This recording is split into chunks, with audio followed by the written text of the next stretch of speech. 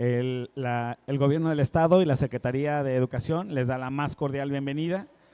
Yo soy Carlos Gabriel García Ramírez, director de Secundarias Generales, y con el gusto de recibirlos, de estar aquí hoy, sobre todo porque hoy tenemos un taller que tiene una gran trascendencia, que tiene una vida actualmente en las escuelas, que intentamos que todos nuestros docentes estén en conocimiento por las diferentes situaciones que se pudieran suscitar en las escuelas, y que es muy necesario que estemos nosotros preparados para enfrentarlas y para poder dar una respuesta a nuestros alumnos, dar una respuesta a nuestras comunidades. Este taller se llama Promoción de Aprendizajes en Entornos Seguros y está siendo impartido por 3 excelentes ponentes. Ahorita les voy a platicar quiénes son ellos. Está primeramente la licenciada Mayra Enríquez, el licenciado Omar Ley y el licenciado Raúl Parra. La licenciada Mayra es abogada con más de 20 años en el servicio público. En los últimos 5 años se ha desempeñado como responsable del área de atención a la problemática escolar de la Dirección de Educación Primaria. Participa en la Mesa Estatal para la actualización de los protocolos de actuación, detección y atención de violencia contra niñas, niños y adolescentes en el estado de Jalisco. Está certificada por la red CEP Conocer en el área de diseño de impartición de cursos y es directora general de la empresa Mayra Enríquez Capacitación. Esta empresa está dedicada a la capacitación de servidores públicos. También está con nosotros el licenciado Raúl Parra López. Cuenta con formación de abogado, egresado de la Universidad de Guadalajara. Su mejoramiento profesional ha sido encauzado en procesos como son los métodos alternos para la solución de controversias, cultura de la paz, derecho humano a la educación y derechos humanos fundamentalmente. Se ha desempeñado laboralmente como abogado, postulante, servidor público con más de 30 años en el sector educativo de educación básica, en áreas de asesoría normativa, problemática escolar, resolución de conflictos, formación jurídica educativa y derecho laboral para el magisterio. Y también nos acompaña el maestro Omar Alejandro Ley, que es profesor normalista con especialidad en español, es licenciado en psicología por la UNAM, es maestro en ciencias de la educación por el ICIDEM, es doctorante en pedagogía crítica por el Instituto McLaren y cuenta con una especialidad en didáctica de la lengua por la TUFS Tokio. Aquí me vas a tener que ayudar, amigo. Tokyo Gaikoku Daigaku. A lo largo de más de 20 años de experiencia profesional, se ha desempeñado como docente de nivel primaria, secundaria, bachillerato y nivel superior, y actualmente labora como supervisor escolar en una zona foránea. La verdad, yo estoy muy contento de tener a 3 grandes ponentes. Tengo el gusto de estar cercano al trabajo que ellos realizan y estoy muy convencido que los temas que ellos van a estar abordando serán de gran interés para todos nosotros. Sin más presentación, creo que les dejo la palabra. Muchas gracias por estar aquí. Muchas gracias a todos, bienvenidos. Estoy muy contento de poder participar nuevamente en este espacio tan trascendente, tan relevante como lo es Recrea Academy, y tener a mi lado también a 2 colegas que han dedicado su vida profesional a atender ese tema al servicio público, como lo son el licenciado Raúl Parra y la licenciada Mayra Vázquez. Primero quisiera, además de dar la bienvenida, comentarles que en torno al tema hay un ligero cambio, es sintáctico, pero podría tener también alguna implicación semántica. Lo reitero, es promoción de entornos seguros para el aprendizaje. Y bueno, esperamos que en esta interacción, en este diálogo que vamos a tener a continuación, podamos también un poco recrear, ¿no?, la educación como es el objetivo de de Recrea Academy y también de poder incidir en cada una de las comunidades de aprendizaje a las que ustedes pertenecen. El taller tiene como propósito generar algunas ideas que sirvan como base en el desarrollo de estrategias y acciones para promover la inclusión y la cultura de paz, previendo situaciones de riesgo y violencia en el contexto escolar. Como pueden ustedes notar, no parece un propósito muy ambicioso. Sin embargo, estamos, creo todos seguros de que cuando empezamos a cambiar las ideas, cambia también la cultura escolar.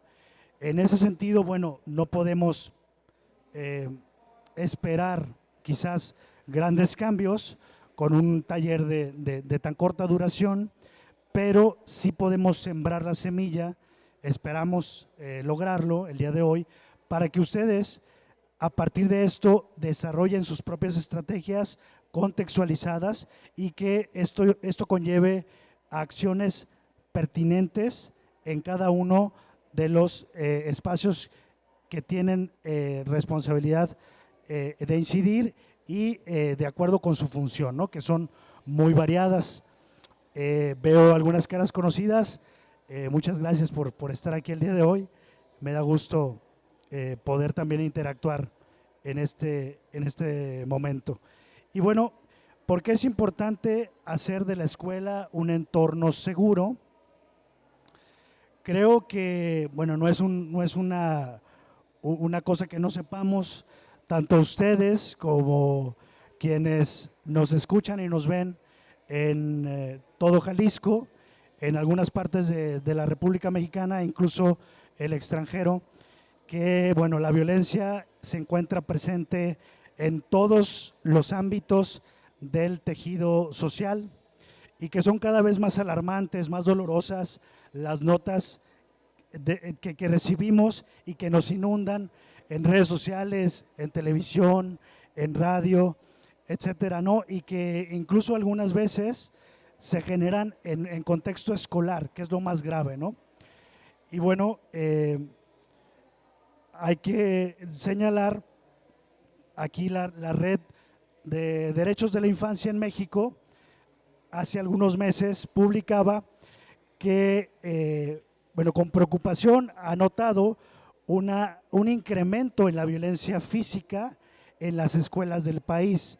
Y cuando decimos violencia física no quiere decir que sea ni la más frecuente ni la más dolorosa o que tenga consecuencias a largo plazo, ¿no?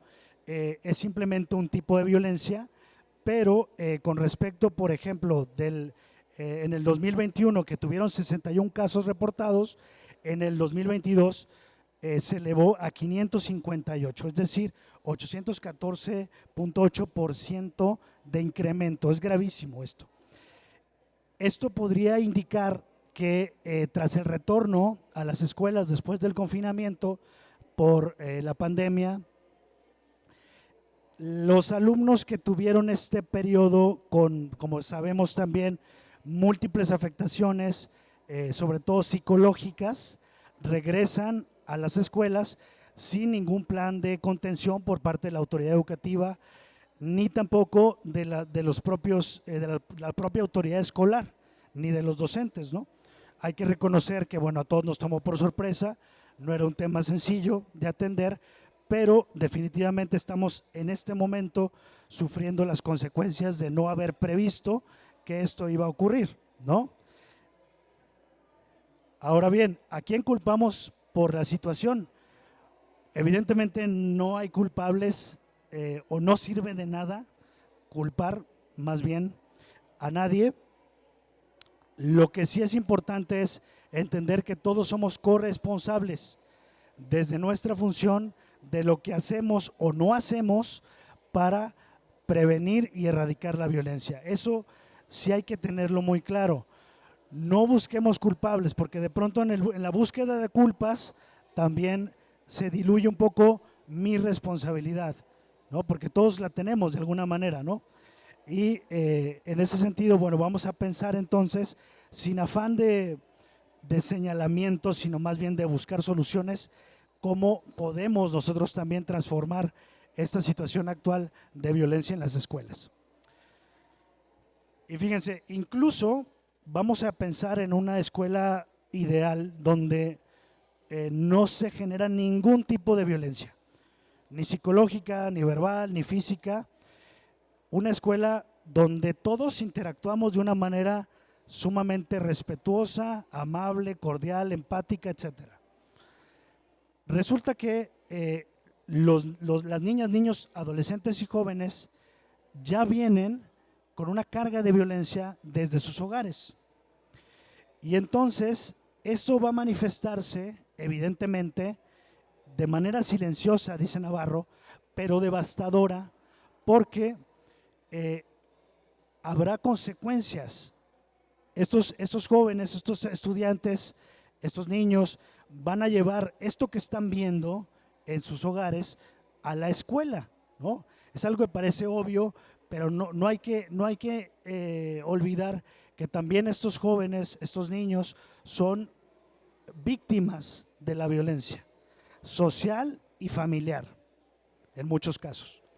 Entonces, esto va a afectar también la capacidad que tienen para relacionarse con sus compañeros, con sus maestros y, por supuesto, la calidad de sus aprendizajes. Entonces, también podría ser una línea que podríamos explorar, como la violencia escolar es consecuencia directa de la violencia vicaria, es decir, de la imitación de lo que ellos están viendo en otros entornos. Y bueno, también mencionar que partimos en el taller de algunas premisas que voy a desarrollar a continuación. La primera es que un entorno escolar seguro se construye, es decir, es resultado de la interacción de diferentes elementos y factores que permanentemente se encuentran permeando la cultura escolar, las prácticas escolares están en juego aquí y son el resultado de estas interacciones. Por otra parte, hay que entender también que la seguridad emocional es una necesidad básica para todos los seres humanos.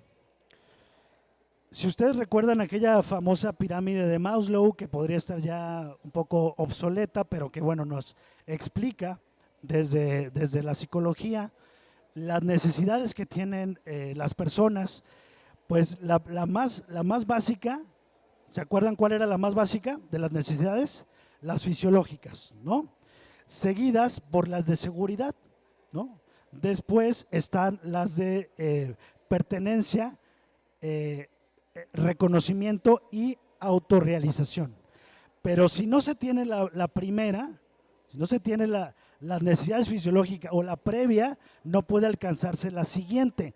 Entonces, en este caso, pues hablando de violencia, lamentablemente hay ocasiones en que ni siquiera la base de la pirámide está satisfecha. Es decir, hemos tenido casos muy lamentables donde estudiantes e incluso personal escolar ha perdido la vida por la violencia que se está generando en las escuelas, ¿cierto? Entonces, ya no es ni el segundo nivel, ya estamos a veces en el más básico, pero pues también es importante considerar una condicionante, un entorno seguro para aprender. Como lo dice el siguiente punto, hay múltiples evidencias, literatura por montones, que señala que la violencia tiene afectaciones graves incluso a nivel cerebral. Es decir, hay modificaciones en la estructura cerebral en casos de violencia extrema. Desde edades tempranas, por ejemplo, se ha identificado una hiperestimulación de la amígdala, que es una estructura en el sistema límbico del cerebro, que al hiperestimularse se vuelve también sumamente reactiva. Y también en el caso del hipocampo, que es otra estructura relacionada con la memoria, se ha notado una reducción significativa en casos de niños que tienen violencia ya por periodos muy largos. Entonces, a ese nivel de gravedad podemos llegar, ¿no? Ya a un nivel fisiológico. Y bueno, la última es que al tratarse de la modalidad de taller, pues es difícil ahorita interactuar, ¿no? Estamos más bien en un modo auditorio, pero lo que les pido es que generemos justamente, como el propósito lo mencionaba, ideas que sirvan de base para estrategias posteriores en los diferentes contextos en los que ustedes laboran o se desempeñan. Entonces, por favor, tomen nota, no dejen de escribir por lo pronto, ¿no? Vamos a tener algunas actividades interactivas, pero vale la pena resaltarlo, hay que producir, y hay que producir un cambio en las ideas, principalmente. Ahora bien, comentarles, estos documentos que ustedes ven aquí son la base de lo que nosotros estamos abordando el día de hoy.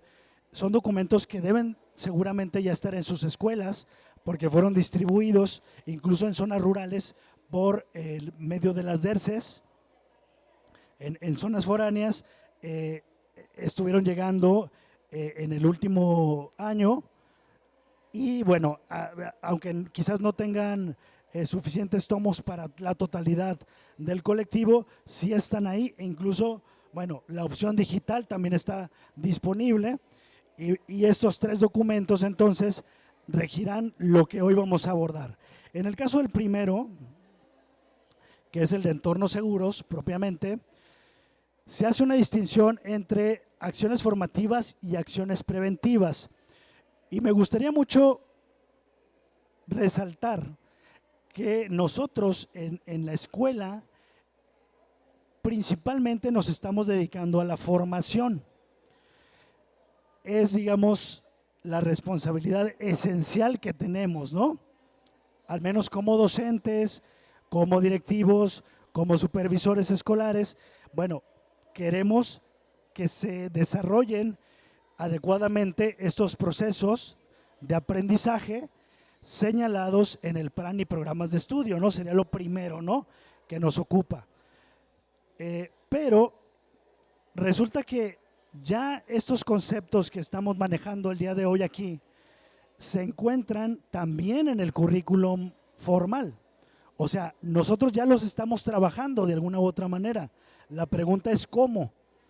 Y entender también que si nosotros preparamos adecuadamente estas acciones formativas, podemos también llegar a un nivel preventivo, porque entendamos que estas acciones preventivas ya son un poco más específicas, ¿no? Y van orientadas al fortalecimiento de la capacidad individual y colectiva para lidiar con situaciones de riesgo muy particulares que se dan en el entorno escolar. Entonces, las dos son importantes, es decir, van a diseñarse, van a implementarse de acuerdo con la problemática en cuestión o el objetivo que se persigue, pero me voy a centrar en este momento en las acciones formativas. Me avisan cómo ando de tiempo, por favor, no se me vaya a ir, gracias. Y bueno, en el caso de las acciones formativas, básicamente en el primer documento, que es en el de entornos seguros, se mencionan estas 4 que están aquí. Voy a irme una por una, explicando brevemente de qué se trata o en qué sentido se abordan. La primera tiene que ver con el desarrollo de habilidades para la vida, también conocidas como competencias socioemocionales o habilidades blandas, que es un término introducido por la OMS desde el 1993. Y aquí se hace alusión a este proceso que tiene una serie de habilidades que nos permiten interactuar en la vida cotidiana, no solo en la escuela, pero recordemos que la escuela es el microcosmos de la vida social. Si no lo enseñamos en la escuela, probablemente no lo aprendan en otro lado. Entonces, estas que tienen aquí las vamos a evaluar. Es la primera actividad interactiva. Esto también para el público que nos está acompañando de manera virtual.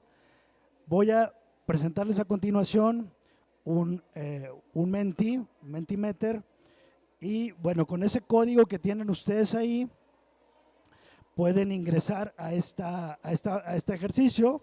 Es una pregunta muy sencilla, que es: ¿qué tanto dominas estas habilidades en tu vida cotidiana? Si por algún motivo los aquí presentes no pudieran acceder al Menti, porque a veces la conexión de Wi-Fi no es la mejor, pueden ustedes hacerlo a la antigüita, que no falla, simplemente con un lápiz, con una pluma, en una hoja, y vamos a evaluarlo en un esquema, en un rango del 1 al 5, por favor, ¿sí? ¿Por qué quiero hacer esto? ¿Por qué quiero señalar la importancia de autoevaluarnos con respecto a estas competencias socioemocionales? Bueno, porque nadie da lo que no tiene. Y entonces, si nosotros vamos a desarrollarlas en nuestros estudiantes, pues entonces primero tenemos que estar seguros que las tenemos, ¿no? Incluso otro ejercicio que podríamos realizar también aquí es, además del rango, pensar en cuál es la que mejor dominamos y cuál es la que más nos hace falta dominar en un momento dado, también para empezar a prepararnos y a experimentar también otros espacios que nos permitan mejorar en ese sentido, ¿no?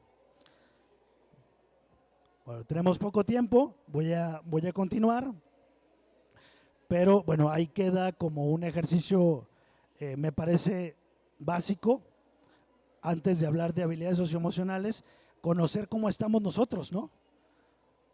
¿Qué nos falta y en qué estamos bien? También, porque hay que reconocer que algunos de nosotros podríamos tener dominadas ya estas habilidades, ¿no? Bueno, otra cosa también importante es que todo lo que estamos mencionando aquí ya está plasmado en la ley, ya en el marco normativo, en el marco legal. Esto lo abordarán mis colegas un poco más adelante, pero en este caso, por ejemplo, las habilidades socioemocionales, primero, pues ya tienen hasta un espacio propio en el currículum, pero además se encuentran en el artículo 59 de la Ley General de Educación. Es decir, dentro de un enfoque humanista, nosotros vamos a favorecer estas habilidades, ¿no?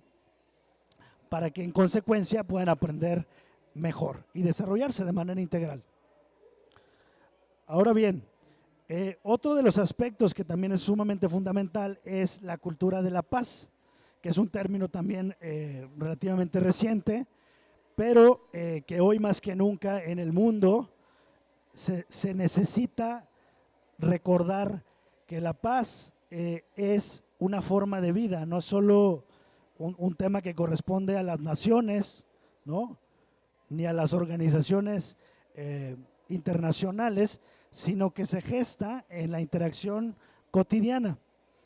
Entonces, tenemos aquí, digamos, 5 aspectos que se abordan también en ese mismo documento del que les hablaba. El primero es promover la participación en el diálogo en la escuela. Voy a asociar estos primeros 2 mecanismos de participación para estudiantes. ¿Y por qué lo quiero hacer? Porque el diálogo, y ustedes lo saben también desde Recrea, como principio de Recrea, también incluso como principio de la nueva escuela mexicana, permea toda la vida escolar.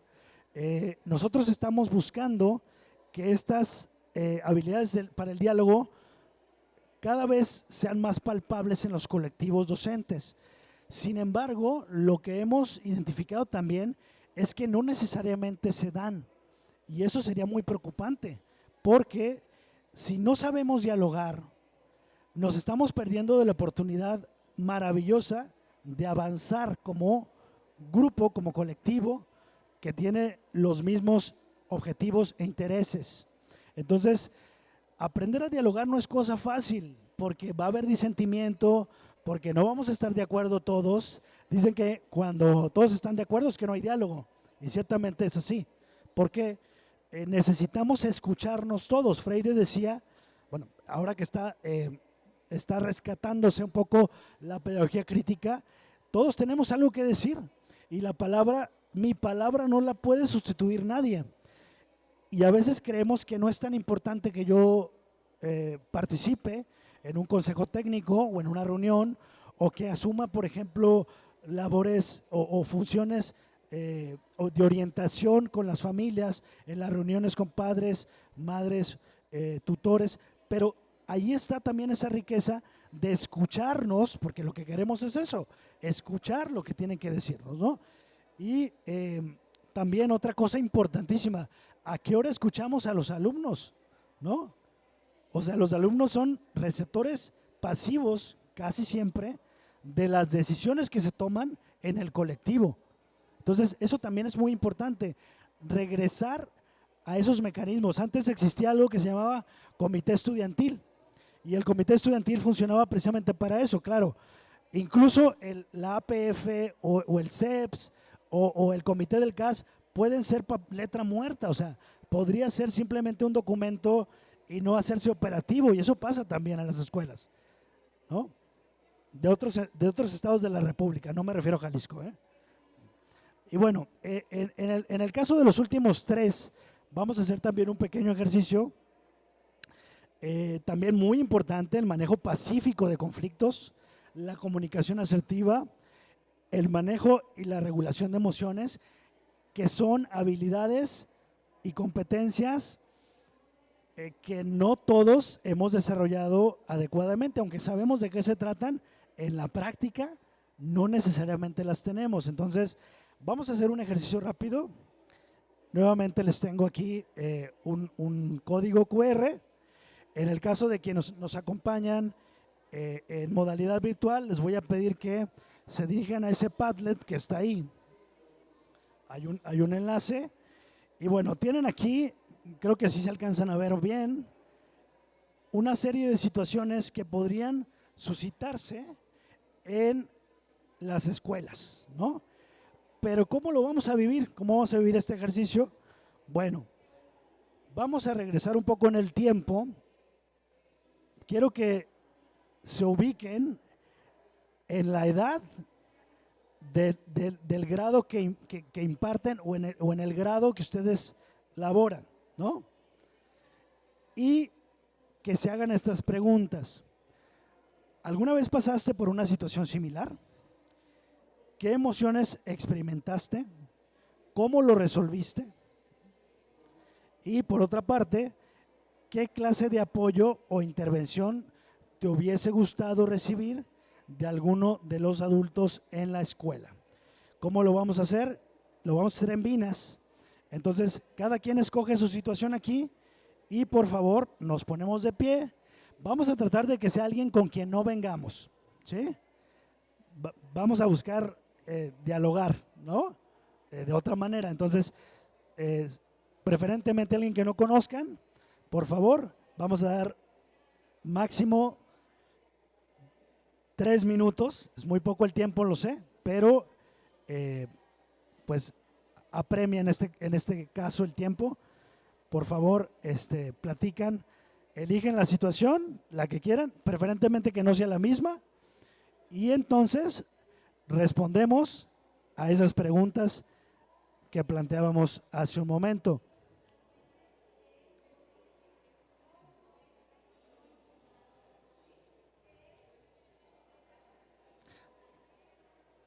De preferencia una que les mueva emociones, ¿no? Una que les haya resultado particularmente especial, compleja, que recuerden, ¿no?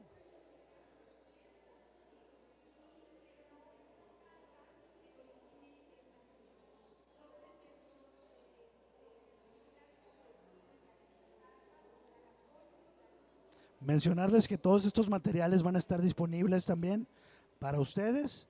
Si en algún momento les son de utilidad, adelante, de eso se trata.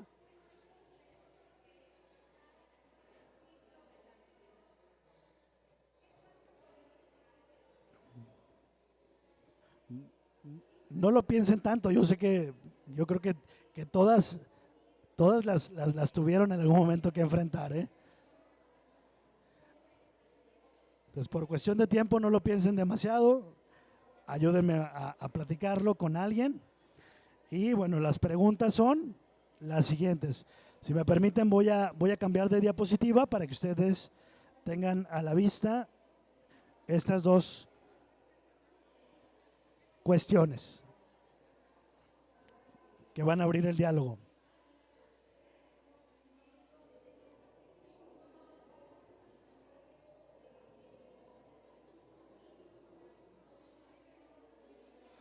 Seguramente no hace mucho que estuvimos en la secundaria, en la primaria, entonces se acuerdan perfecto, ¿verdad?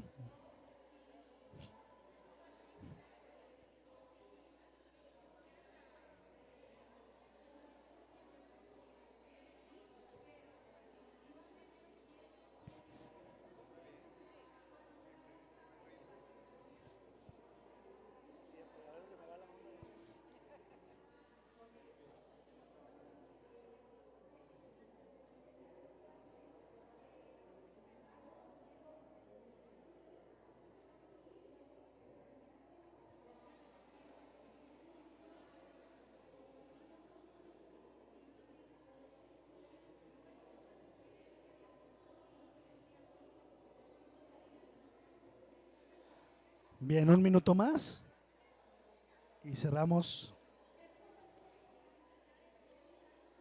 esta actividad.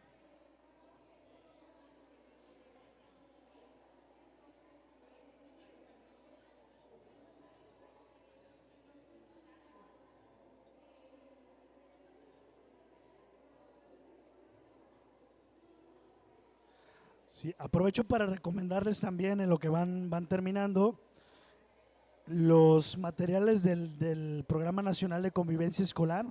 Lamentablemente ya no se encuentra en operación. Hace 2 ciclos escolares se cerró, pero dejaron unos materiales muy interesantes. Su servidor fue parte del proceso de diseño y de análisis de distribución. Están en el portal SEG también, para que lo revisen. Si gustan, más adelante les comparto. Hay un micrositio específico y ahí se menciona que no está vigente, pero es bastante interesante lo que en su momento se generó para que ustedes trabajen estos temas: cultura de paz, educación socioemocional, resolución de conflictos, regulación de emociones, etcétera. Bueno, entonces ahora sí, vamos a cerrar, vamos a continuar. Discúlpenme que no alcanzamos a platicar, hay mucho que decir, lo sé, sobre todo porque yo creo que la mayoría nos damos cuenta que efectivamente nos hubiera gustado recibir algún tipo de apoyo o intervención por parte de adultos, ¿no? A veces nos sentimos solos como niños, como adolescentes, y no sabemos a quién plantearle estas situaciones. Y bueno, no es lo mismo vivirlo como adultos, que ya tenemos la vida nos ha enseñado a manejar estos conflictos, que cuando apenas vamos empezando y pues no tenemos ningún referente o aprendizaje al respecto. Y bueno, también comentarles que la cultura de la paz y no violencia está presente en la Ley General de Educación. En el artículo 74 específicamente se menciona que las autoridades educativas en el ámbito de su competencia van a promoverla y será esto basado en el respeto a la dignidad de las personas y de los derechos humanos, ¿no? Y hay que involucrarnos todos: educandos, docentes, madres, padres de familia, tutores, personal de apoyo y asistencia de la educación, que eso también es relevante, ¿eh? No corresponde únicamente a los maestros ni al director. La cultura de paz involucra a todo el personal escolar, ¿sí? Y de hecho, creo que todo también lo que hemos mencionado hasta el momento debiera ser importante para ellos, porque a veces creemos que, bueno, pues igual no interactúa directamente con los alumnos, entonces no es tan importante que lo domine, que lo maneje. No, claro que sí, porque muchos conflictos se dan justamente en esas interacciones, ¿no? Entonces, por favor, tomémoslo en cuenta, incluyamos a este personal, a la totalidad del personal en este tipo de formaciones, ¿no? Ok, bien, la siguiente es la educación inclusiva. No es algo nuevo para ustedes, pero si quisiera pues abordarlo a partir de este otro documento que no había mencionado. Este no es digamos, publicado por la autoridad educativa federal ni estatal, pero es sumamente valioso e interesante. Es la guía para la educación inclusiva, que se basa en aquel famoso índice de Booth y Ainscow del 2000 en Reino Unido, que fueron pioneros en este tema. Y fíjense qué interesante, hay 3 dimensiones básicas sobre las cuales tenemos que trabajar en la inclusión. La primera tiene que ver con crear culturas inclusivas, y me permito leer aquí. Esta dimensión tiene que ver con crear un entorno seguro, que es el tema que hoy nos ocupa, ¿no? En ese sentido es que estamos entendiendo el entorno seguro, ¿no? Que acepta, colabora, estimula y en el que todos son valiosos, en el que la diversidad es una ventaja, es algo a lo que podemos sacarle mucho potencial, ¿no? La siguiente es, a partir de las culturas, se generan políticas inclusivas y finalmente las prácticas inclusivas. No es que sea en ese orden precisamente, pero a veces una práctica puede ir, digamos, en sentido inverso, llega a construir culturas inclusivas. La práctica de un solo maestro que tiene interés en avanzar en temas de inclusión, por ejemplo, cuando llega un estudiante con algún tipo de discapacidad y que, bueno, no hay apoyo en la escuela, a veces ni siquiera un USAER, entonces los maestros, y me consta porque en la zona que tengo a bien dirigir, han demostrado una vocación a prueba de todo y no han permitido que se excluya a estos alumnos y a otros casos tampoco, con una gran responsabilidad y profesionalismo, ¿no? Bueno, también la inclusión, acuérdense que ya no es, la educación ya no solo es laica, gratuita y obligatoria. Desde hace algunos años ya se establece también como universal e inclusiva.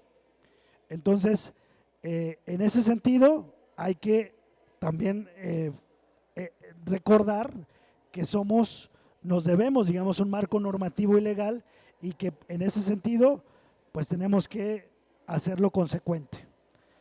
Ahora bien, esto también está extraído de la guía que les mencionaba hace un momento. Nada más, fíjense qué interesante lo que plantean Booth y Ainscow. Dicen, la inclusión en la educación significa poner los valores inclusivos en acción. O sea, no es nada más enunciarlos, es vivirlos, que es algo también que Recrea menciona e insiste, al menos el equipo que se ha encargado de diseñar los materiales, que más adelante también los voy a mencionar, con respecto a inclusión. Es decir, hay que vivirlo, no hay que nada más mencionarlo o afirmarlo si no estamos poniéndolo en práctica.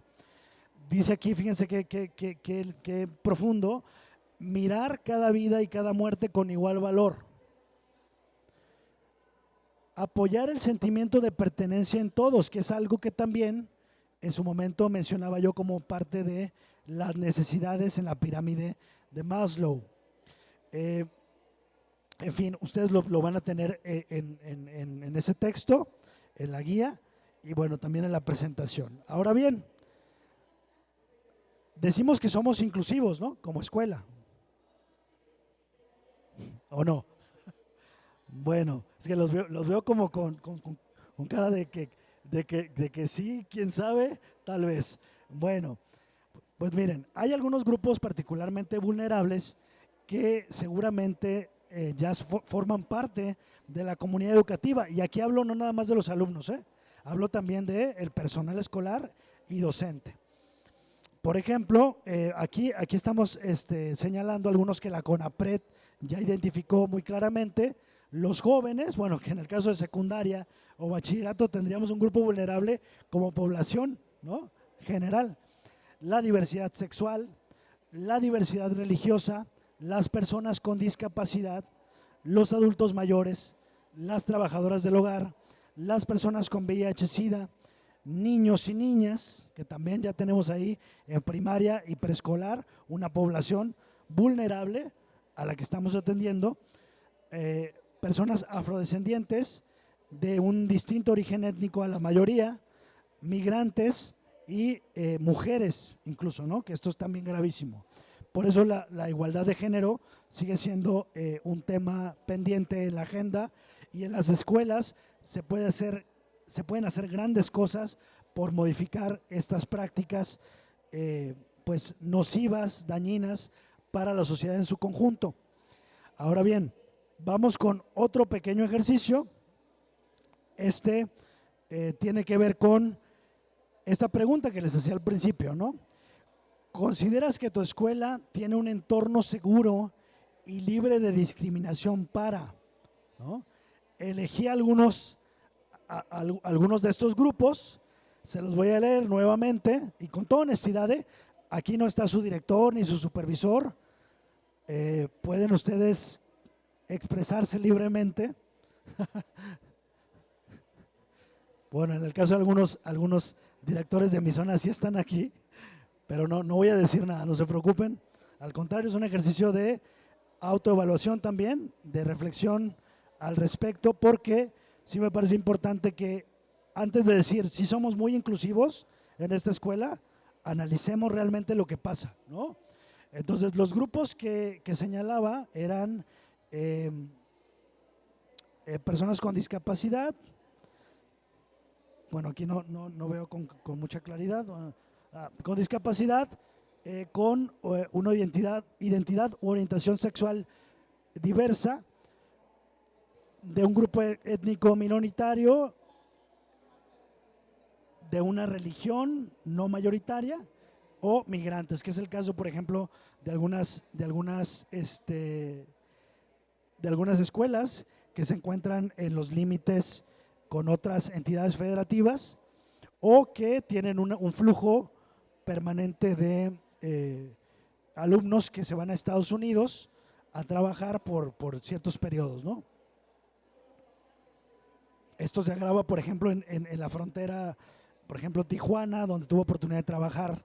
Es gravísimo esto, porque se tiene una población sumamente fluctuante y los niños, niñas y adolescentes no reciben educación como es su derecho, ¿no? Al parecer no hay mucha señal, pero bueno, igual en ese sentido volverles a pedir que a la antigüita, con su lápiz, con su pluma, puedan ustedes también reflexionar en torno a esto.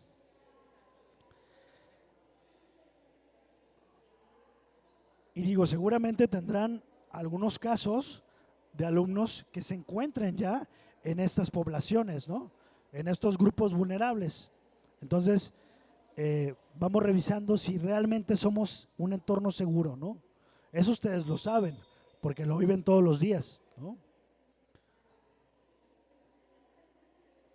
Bueno, también reiterarles que tanto la autoridad educativa estatal como la federal han emitido una serie de lineamientos, de documentos normativos y formativos para que la inclusión sea una realidad en nuestras escuelas y no solo un valor en letra muerta, ¿no?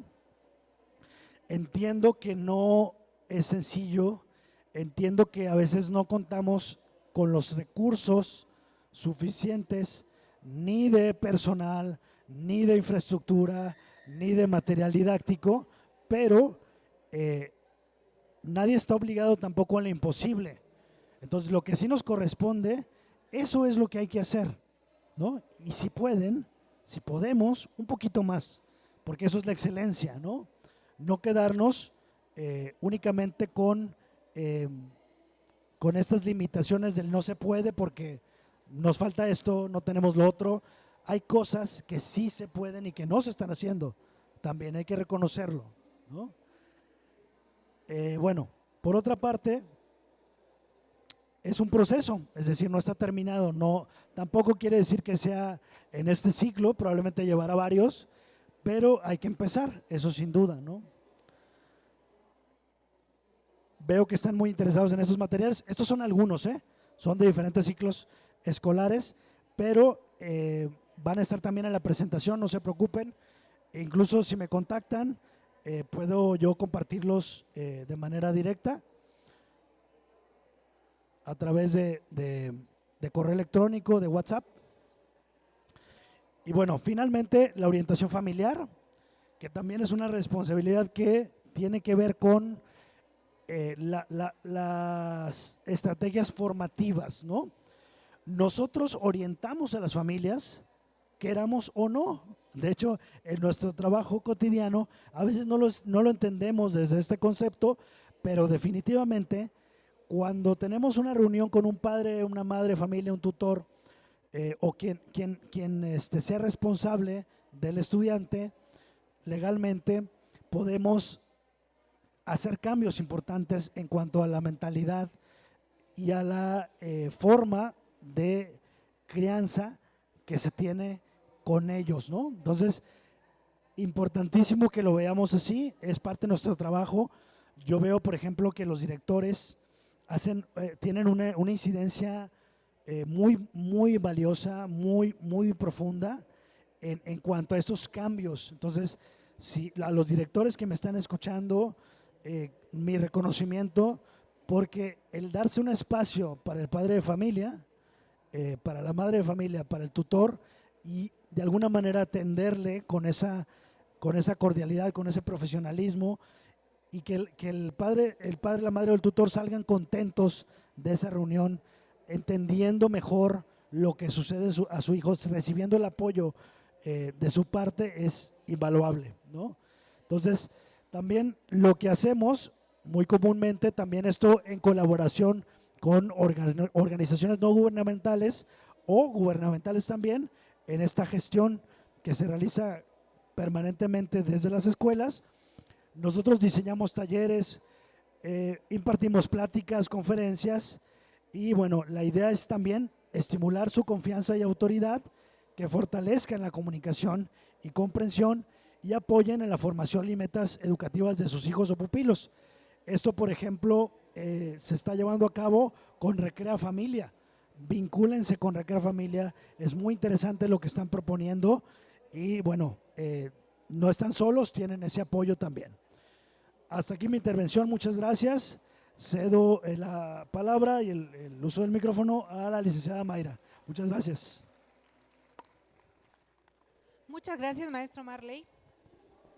Bueno, pues yo ahora quiero comenzar preguntándoles, ya una vez que vimos cuál es la importancia de tener entornos seguros en nuestra escuela, ¿qué creen que necesitamos para generar un entorno seguro en la escuela? Porque ya vimos también que los entornos se construyen.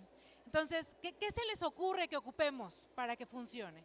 ¿Qué necesito yo como docente, como directivo, como centro escolar, como comunidad para que mi escuela tenga un entorno seguro? ¿Quién dice yo?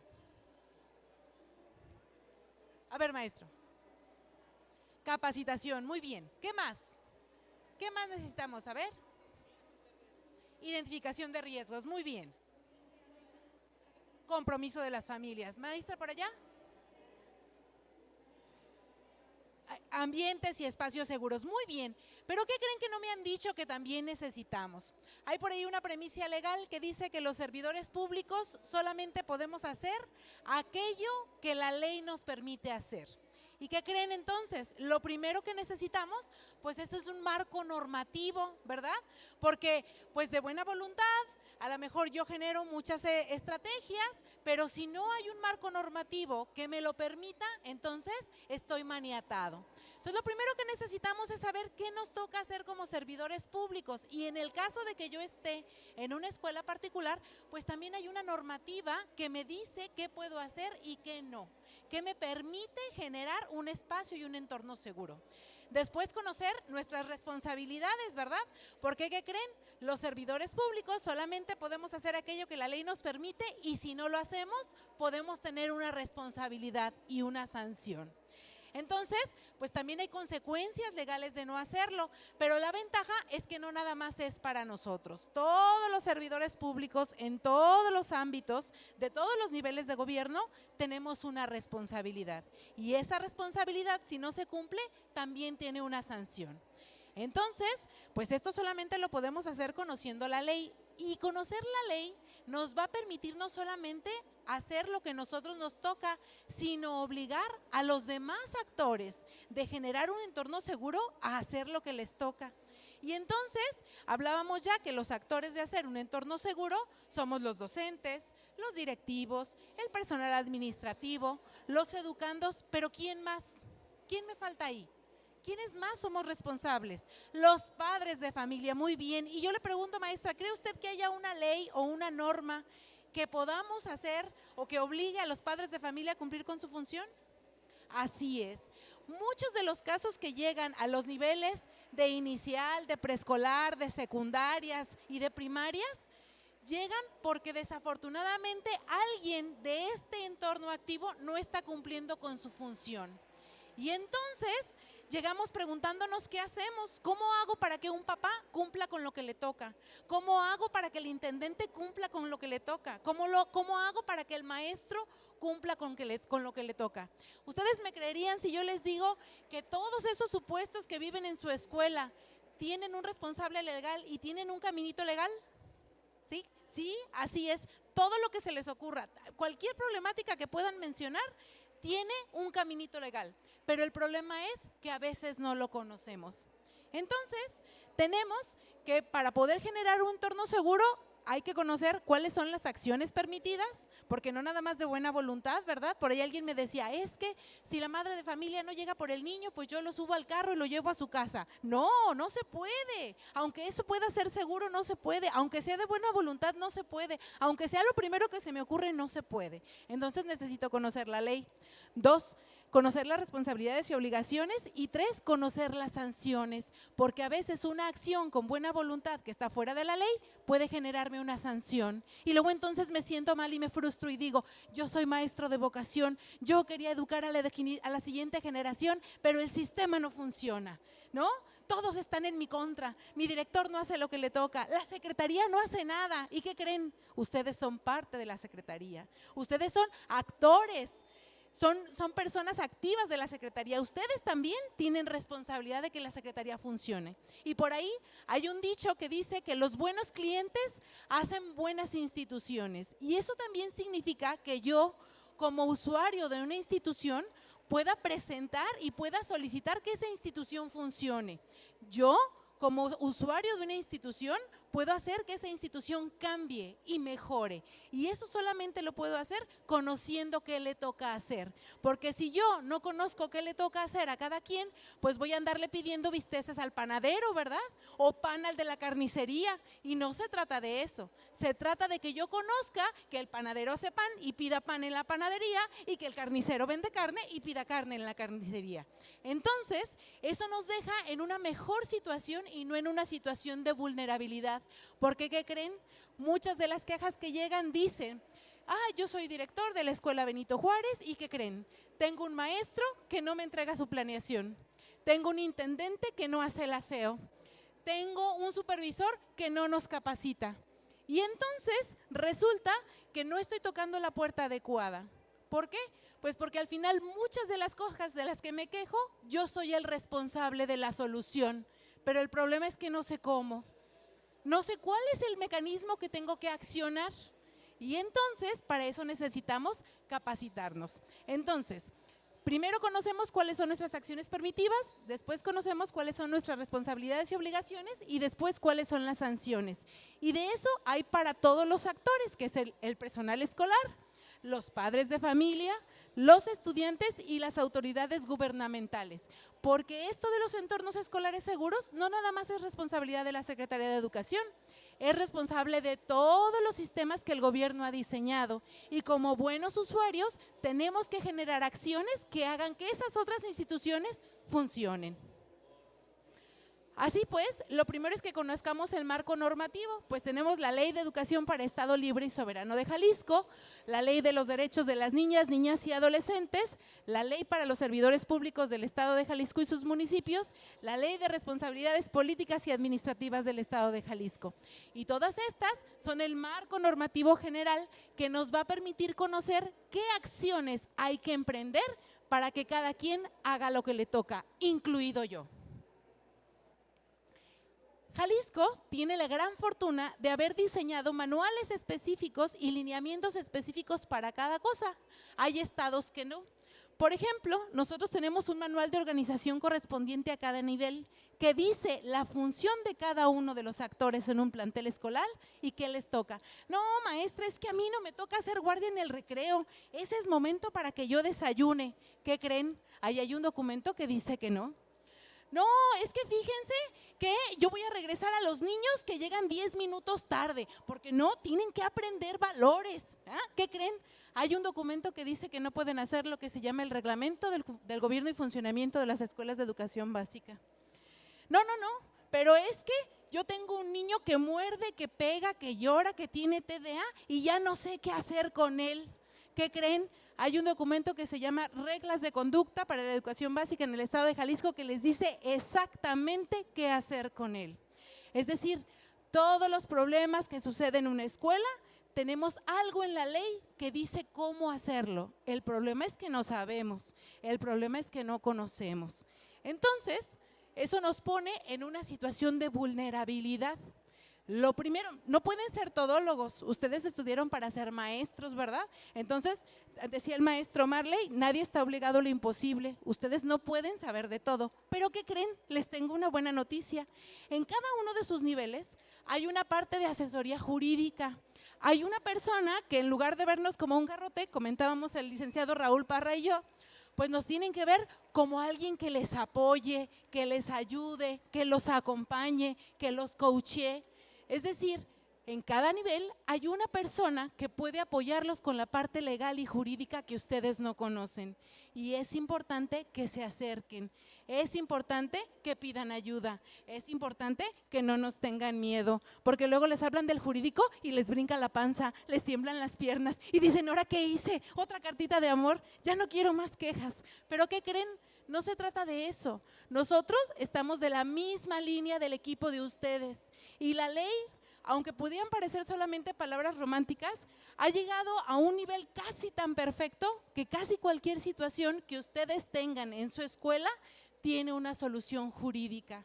Y si la solución no está en la Secretaría de Educación, muy probablemente está en otra institución con la que tenemos que hacer que funcione. Efectivamente, los entornos escolares seguros son responsabilidad de todos, pero no solamente de todos en la escuela, sino de todos en la sociedad, y eso incluye todas las instituciones. Entonces, pues a mí me gustaría que el mensaje que se lleven el día de hoy con esta participación es que puedan querer capacitarse, que conozcan los reglamentos, que no les dé flojera leer, y si no los conocen, que pregunten. Porque si ustedes preguntan, pues a lo mejor yo no lo sé, pero de seguro tengo el teléfono del que sí lo sabe.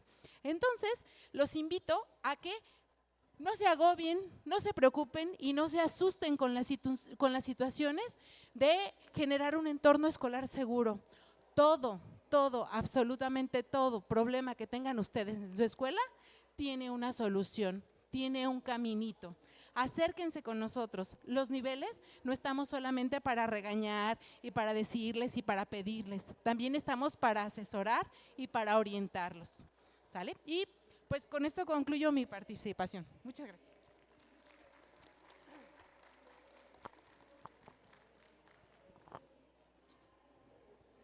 Buenas tardes a todas, a todos los presentes, a quienes nos acompañan ahora también en estas tecnologías de la comunicación a través de la virtualidad. Gracias al evento, a mis amigos y compañeros que antecedieron en el uso de la palabra.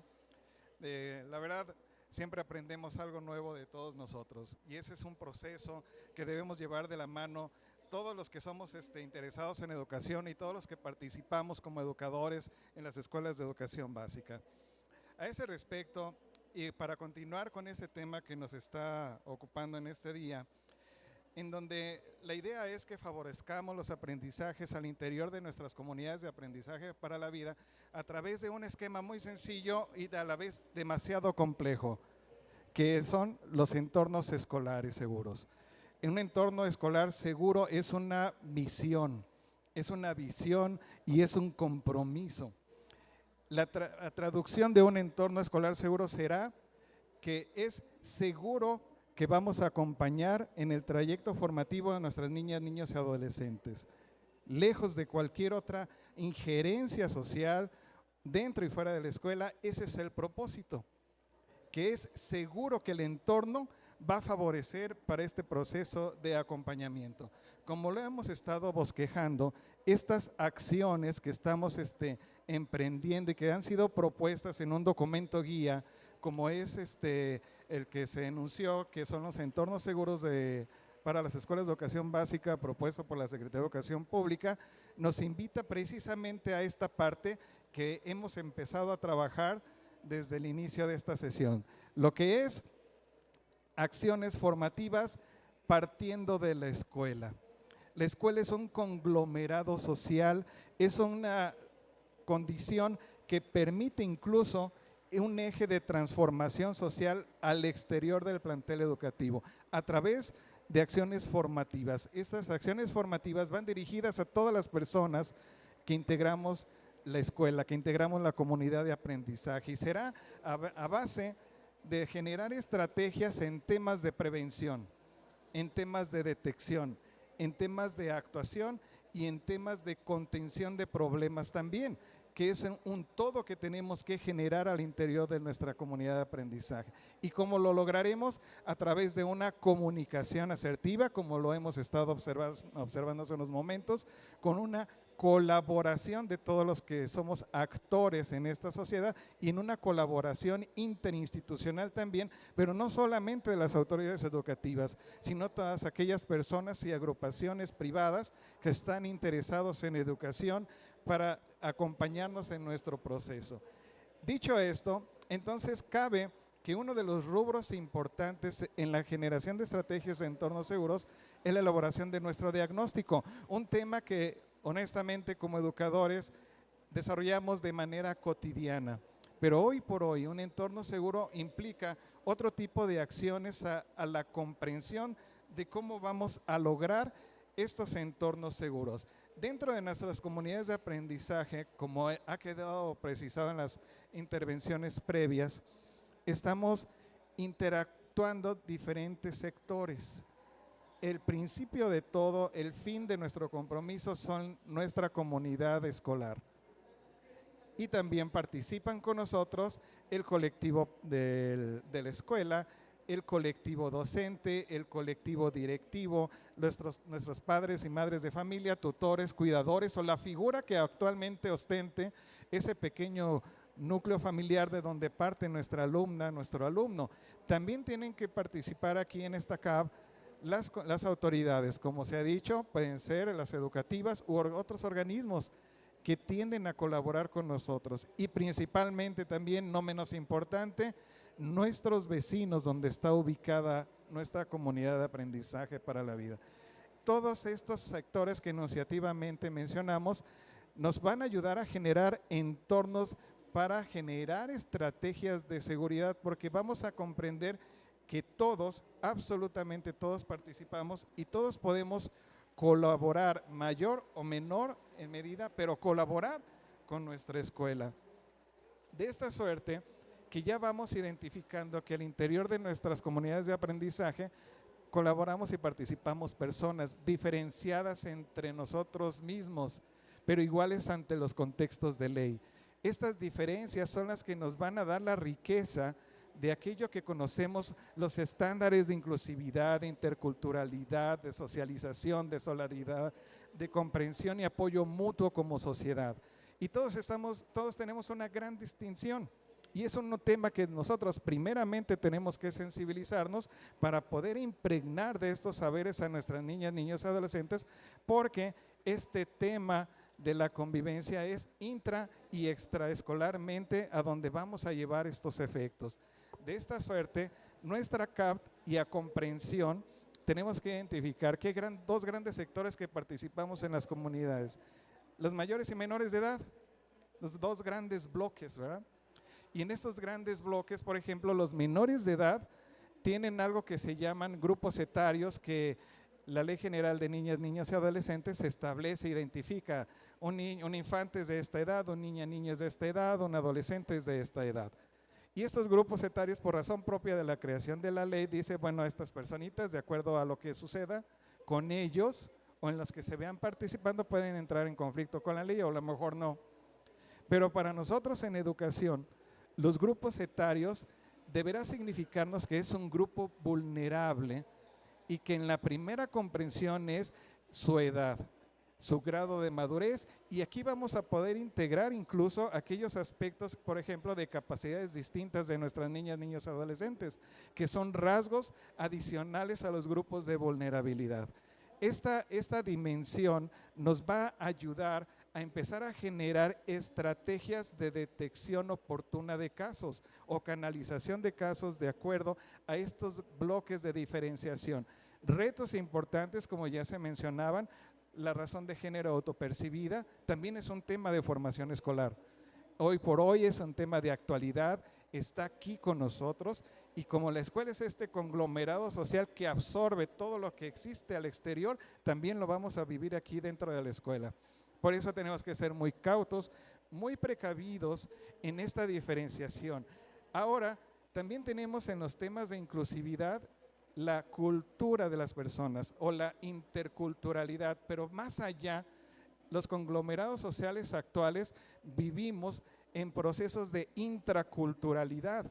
Esto es, ahora nosotros asumimos culturas de otras partes del mundo y nuestras niñas y alumnos también están participando en ese contexto mundial a través de las tecnologías de la información. Entonces, tenemos que acercar esa realidad a nuestra comunidad de aprendizaje. Ya no es la escuela utópica que aquí todos vamos marchando como dice el plan que establecimos. No, es una escuela dinámica, es una escuela que todos los días tiene nuevos retos a los que tenemos que enfrentar. Los documentos que se enuncian en las participaciones anteriores realmente son documentos inacabados en virtud de que todos los días hay fenómenos nuevos en el sector educativo, en la interacción de las personas, y todos los días estamos creando nuevas estrategias de atención a estas nuevas realidades. Y tenemos que estar preparados nosotros para estos eventos y estas circunstancias reales que nos están ocupando el hoy por hoy. De tal suerte entonces que en esta primera fase de un diagnóstico vamos a encontrarnos bajo esta perspectiva de manera muy general, al centro nuestros alumnos, nuestro motivo y compromiso de la formación de ellos. La Nueva Escuela Mexicana dice, tenemos un pequeño trayecto de formación de 23 años para lograr los objetivos educacionales. Y en este contexto, todas estas personas vamos a interactuar. ¿Por qué me sirve esta comprensión? En una comunidad de aprendizaje debemos de saber quiénes somos, que el vecino sepa quién es el maestro, quién es el papá, quién es el cuidador, quién es la autoridad que viene a visitarnos. Debemos saber cuántos somos dentro de nuestra comunidad de aprendizaje y más allá, ¿qué somos? Una comunidad de aprendizaje que está debidamente integrada con estos actores, vamos a poder decir, en esta CAP tengo personas que tienen diferentes capacidades, habilidades, destrezas y potencialidades. Todas las podemos acercar al proceso formativo de nuestras niñas, niños y adolescentes en un esquema de solidaridad y comprensión mutua, que son parte de los esquemas de la cultura de paz. Este ejercicio es de vital importancia en la integración de los contextos o en nuestra estrategia inicial de contextos escolares seguros, de tal suerte que nuestras escuelas son proactivas. Ninguna tiene un sistema estandarizado de enseñanza pasivo. Son proactivas en todos sus procesos.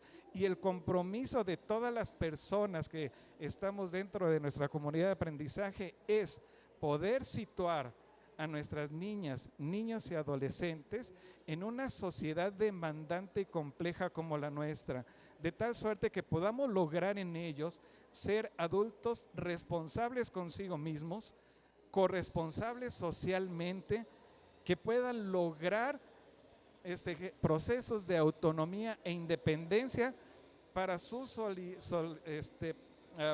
para socializar en los entornos donde va a estar participando, incluso en sus contextos familiares.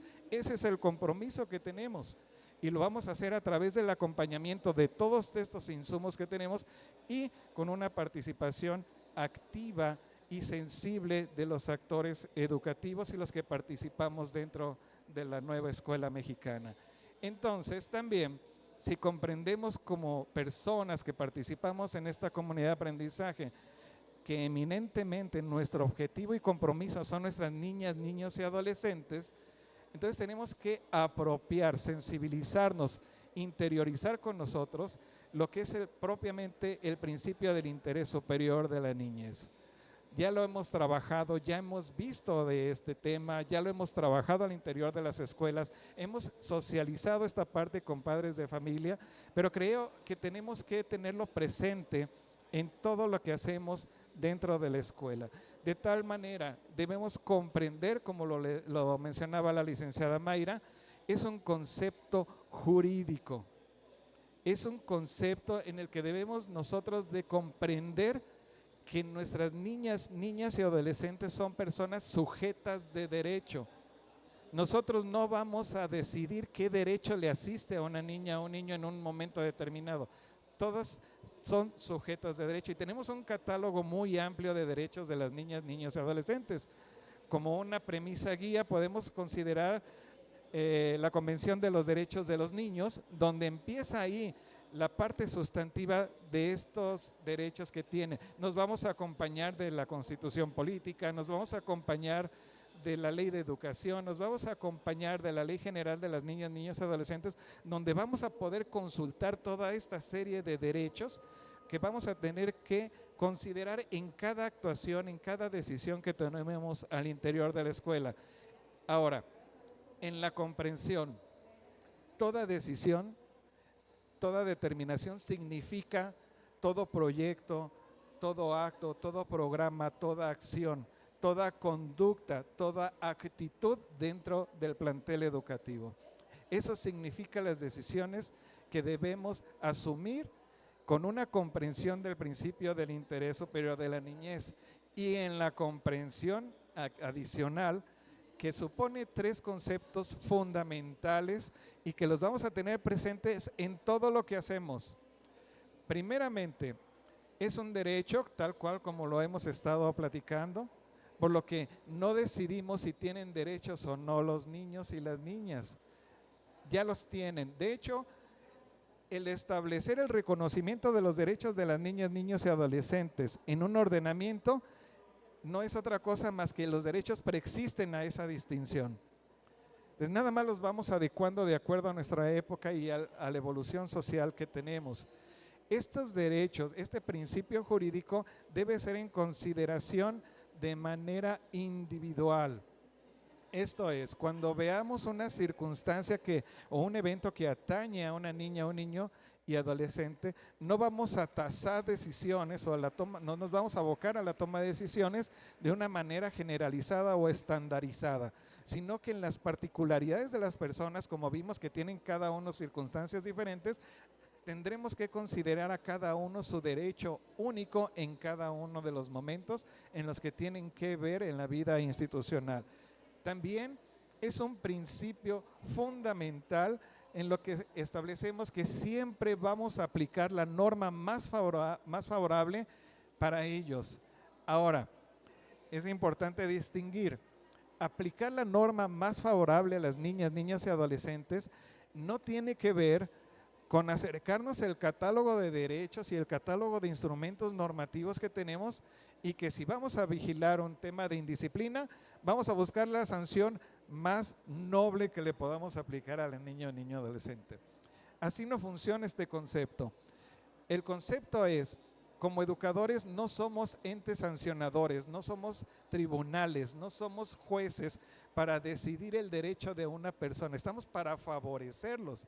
La aplicación más favorable de la norma a las niñas, niños y adolescentes tiene que ver que en un hecho donde se ve involucrado, qué acciones formativas necesito complementar a ese alumno para lograr su formación.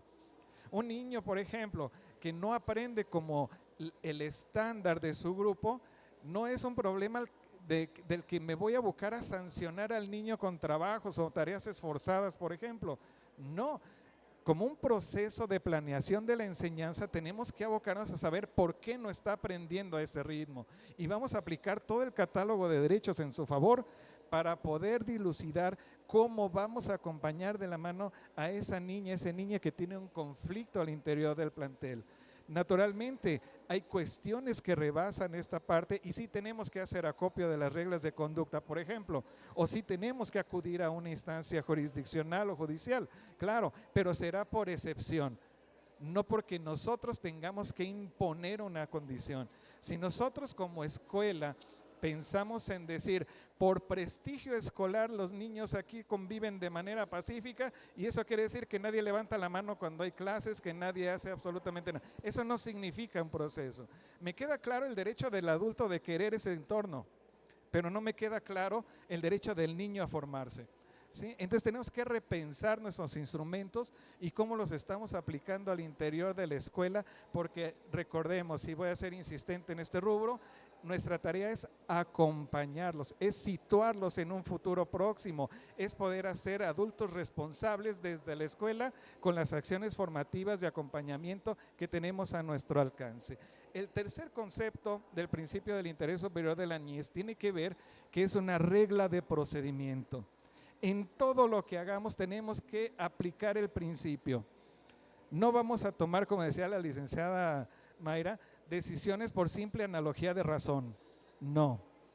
Es una regla de procedimiento que tenemos que acercar el catálogo de derechos, que tenemos que trabajar con cada uno de ellos, que tenemos que ver las circunstancias personales de nuestras niñas, niños y adolescentes para poder entonces sí formarlos. Entonces sí tener un entorno que de seguro lo vamos a acompañar, porque el niño, niña, adolescente no va a distraerse en otros entornos, no va a distraerse en que voy a ser sancionado en que si no cumplo esta parte. No, vamos a acompañarlos adecuadamente para situarlos como adultos responsables. Entonces, todo esto deviene a una comprensión muy importante en nuestros entornos. Las niñas, niños y adolescentes tienen derecho a vivir en condiciones que permitan su crecimiento sano y armonioso, tanto físico como mental, material, espiritual, moral y social. Esto es, y no podemos decirlo en otros términos, es que vamos también a formar holísticamente a nuestras niñas, niños y adolescentes en la escuela de educación básica. No es otra cosa más que esto, ¿de acuerdo? Este artículo lo vamos a poder consultar en la Convención de los Derechos del Niño, artículo 19, que nos da esta gran premisa, como lo mencionaba el maestro Omar y la licenciada Mayra, el desarrollo integral, el cuidado físico, social, intelectual, moral de los niños, niños y adolescentes es una tarea pedagógica también, es un eje de la planeación de nuestra enseñanza hoy por hoy en nuestros entornos. ¿Cómo va a suceder todo esto? A través de la convivencia. ¿Quiénes? Todos los que participamos en una comunidad de aprendizaje. Ojo, y todos son todos. En un diseño de estrategias, de programas y proyectos y de entornos escolares seguros, como el tema que nos ocupa el día de hoy, tiene que ver la participación y la opinión de las niñas, niños y adolescentes. Tiene que ver que tenemos que escuchar su realidad, de la manera que ellos conviven, viven y perciben, poder saber de ellos cómo viven, qué piensan, qué sienten, para poder nosotros proyectar estrategias más adecuadas a esta realidad que percibimos. Me gusta un ejemplo muy loable de una niña de primarias en donde se le hizo una pregunta por parte de sus papás y decía, ¿te has fijado que ahí en tu salón hay niños diferentes que tú? Entonces era una pregunta que en la generalidad nosotros podemos identificar que hay una pretensión precargada de estereotipos o de algunas ideologías, creencias, de acuerdo a cómo me he desarrollado yo. Y la respuesta de la niña fue, sí, porque si fuéramos todos iguales, nuestros papás no nos van a distinguir. ¿De acuerdo? Fíjense la comprensión y la claridad del análisis de esa niña. Si ese concepto lo sacamos y lo aplicamos, por ejemplo, en un protocolo para juzgar con perspectiva de género, para un protocolo para atender a niños migrantes, un protocolo para atender a las personas con discapacidad, etcétera, etcétera, la esencia es quitar los estereotipos, quitar todo lo que hay alrededor y poder canalizar y atender el hecho en su parte más sensible, en su génesis. Esa es la tarea que tenemos nosotros como educadores, ¿sí? No estereotiparnos, no clasificar a los niños. En esta comprensión y en esta participación de la convivencia también tenemos que comprender. Por ejemplo, me acuerdo de los reglamentos escolares, ¿verdad? Más de alguna de las escuelas lo tenemos. Y los reglamentos escolares no es más que un catálogo adicional de cómo vamos a sancionar a los niños, ¿sí?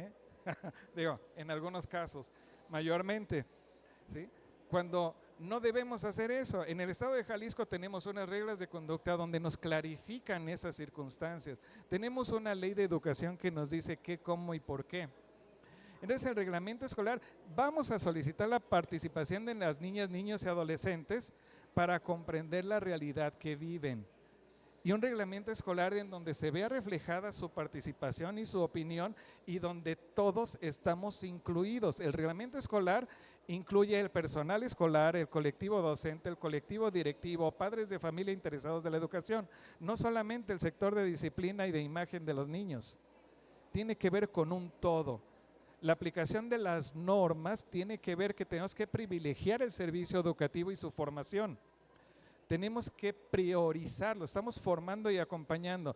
Tomar determinaciones por prestigio escolar, por antonomasia, como dicen, o por costumbre o por estereotipos, no significa otra cosa que apartarnos de la realidad que nos ocupa el día de hoy. Es decirle a los niños que las decisiones que tomamos nosotros son más importantes que las de ellos. Cuando las leyes ahora dicen que ellos tienen voz y participación en todos los asuntos que les atañen. Entonces, esta construcción es compleja, pero es necesaria. Y tenemos que partir desde la escuela hacia la sociedad. Una escuela tiene muchos niños, hablamos de muchas familias, impregnamos a la sociedad de nuestros valores. ¿Cuáles valores para una comunidad armónica y pacífica?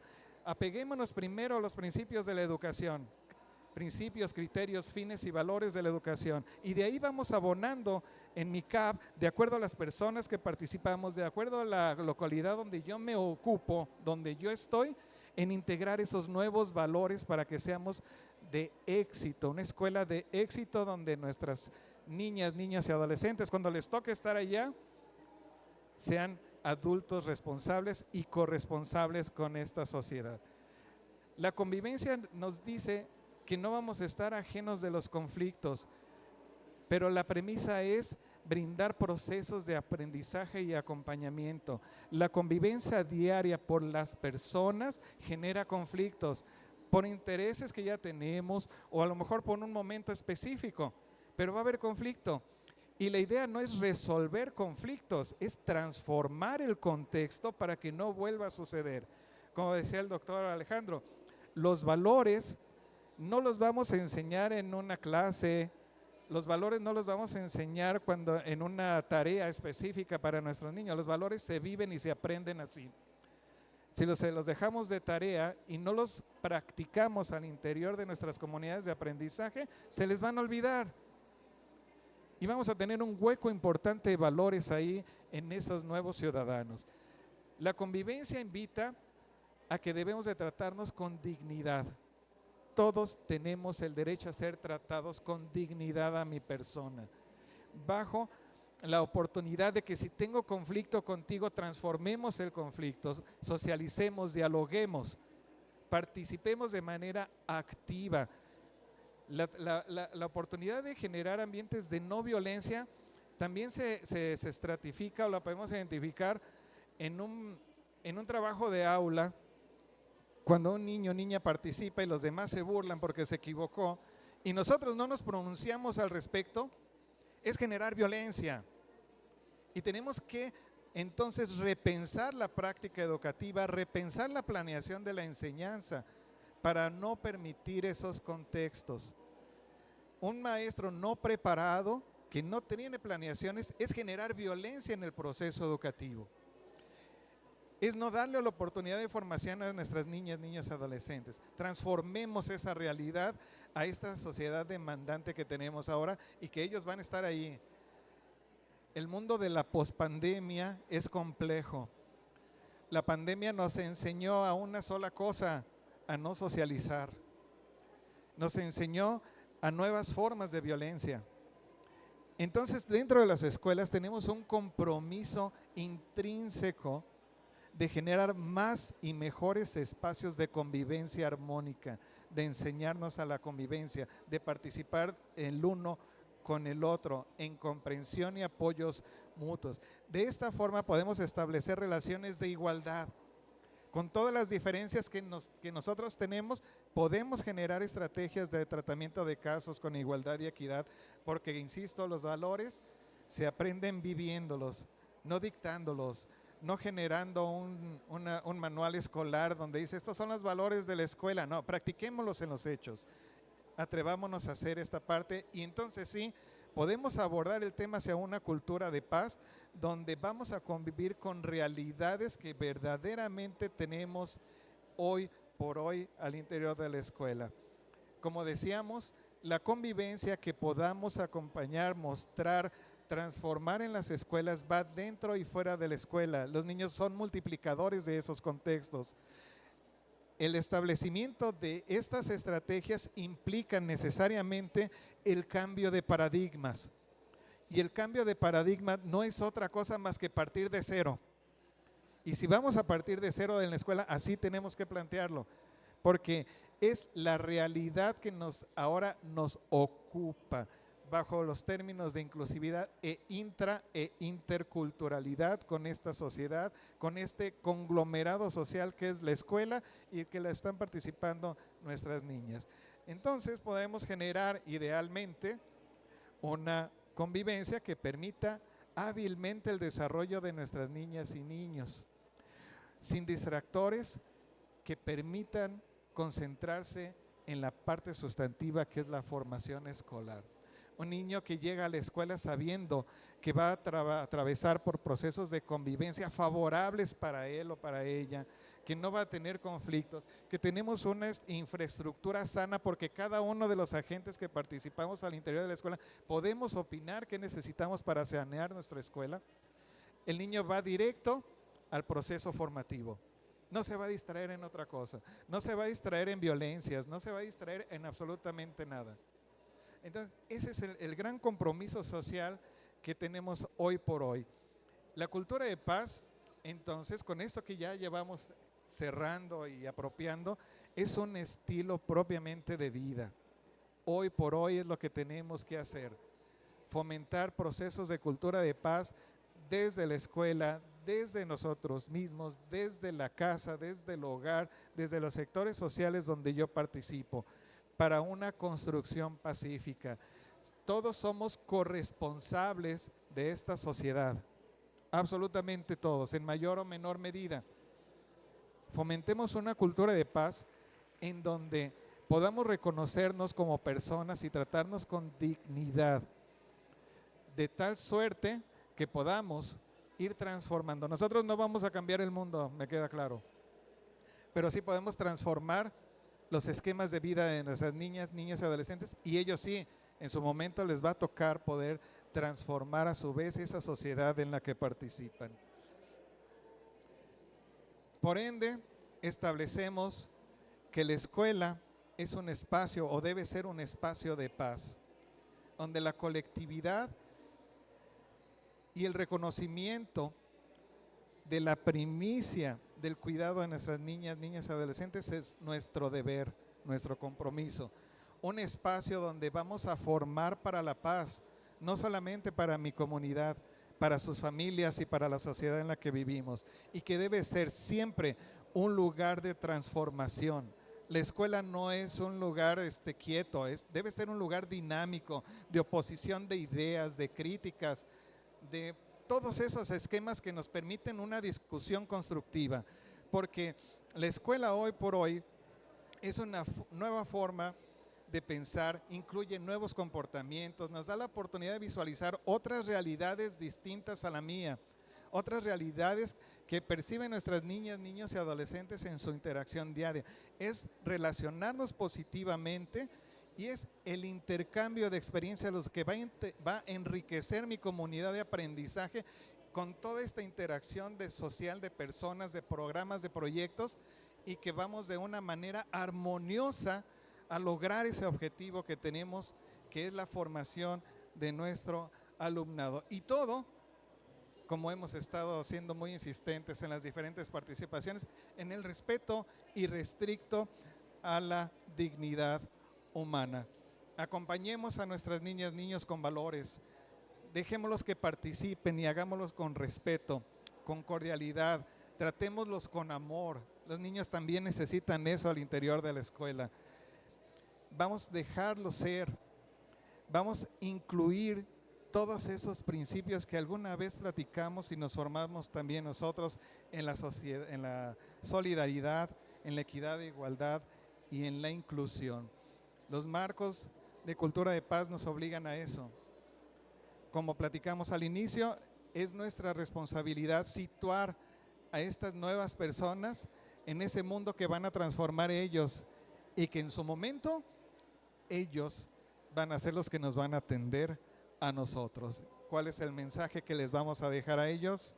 Es importante repensar. Esta es una idea, es una propuesta, es un acompañamiento que queremos ofrecer a todos y cada uno de ustedes en la idea de que podamos construir comunidades de aprendizaje para la vida exitosas de acuerdo a sus propias características. De ahí en suma, por una mejor sociedad para niñas, niños y adolescentes, nuestro esfuerzo y nuestro compromiso. Muchas gracias.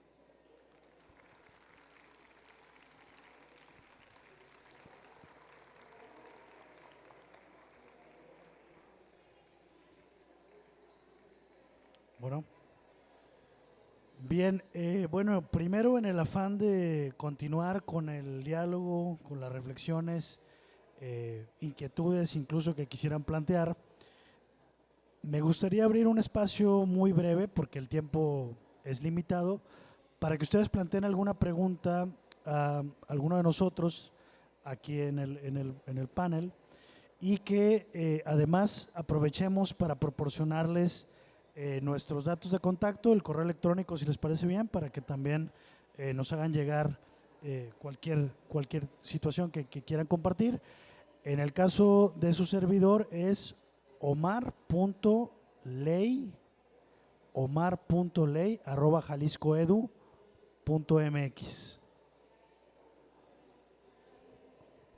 Y su servidora, mi nombre es Mayra Enríquez y me encuentran también así, es mayra.enriquez@jalisco.gov.mx, y físicamente estoy a sus órdenes en la Dirección de Educación Primaria. Su servidor, Raúl Parra López. Podemos establecer contacto a través del correo electrónico, que es raúl.parra@jalisco.gov.mx, y físicamente podemos apoyarnos ahí en la Dirección de Secundaria General. Gracias. Bueno, y como dijimos que esto era un taller, pues no sé si alguien quiera compartirnos el producto de sus reflexiones, de su análisis, de todo lo que se dijo el día de hoy. Maestra, por favor. Gracias. Mi nombre es Alicia Palma, soy directora de la Mixta 81, la secundaria Mixta 81. Más que nada es una pregunta: ¿cuándo se actualizarán los protocolos de detección en los casos de abuso sexual, en el caso sobre todo de los teléfonos y los procedimientos que tienen que ver con las instituciones que no son propiamente la Secretaría de Educación, sino la Procuraduría de Protección de Niños, Niñas y Adolescentes, no coinciden con lo que está allí. Dice que hay que llamar por teléfono, los teléfonos no son, y dicen que tampoco es vía telefónica, que hay que llevar las actas de hechos. Entonces, saber cuándo se van a hacer esas actualizaciones a los protocolos.